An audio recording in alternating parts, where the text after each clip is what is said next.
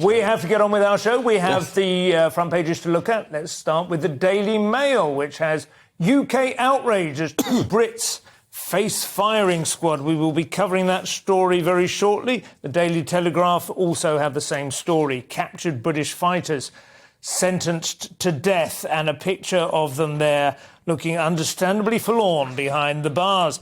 The Independent face the same lead story. Britons face execution after Russian show trial. A picture of them there in what I suppose, under the circumstances, you could legitimately call happier days. Sean Pinner and Aidan Aslin there. The Guardian have low-paid care workers can't afford petrol to get to work. I don't think they're the only ones, to be honest, at this stage.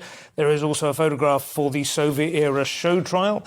The Financial Times have Sunak lost £11 billion of taxpayer cash in debt blunder, say economists. And a photograph of the sham trial. And also Palantir poaches senior NHS staff as part of a bid to clinch a £360 million contract.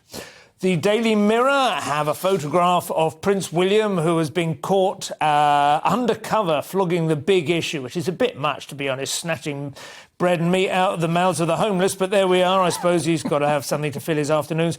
And sentenced to death by Putin. That story clearly dominating the front pages. The Daily Express as well, with a photograph of them in the trench. Millions given chance to buy own home. The Daily Express is the only newspaper which seems to be leading with the Boris Johnson PR exercise. And he's a Prince William spotted selling big issue. And finally, The Sun.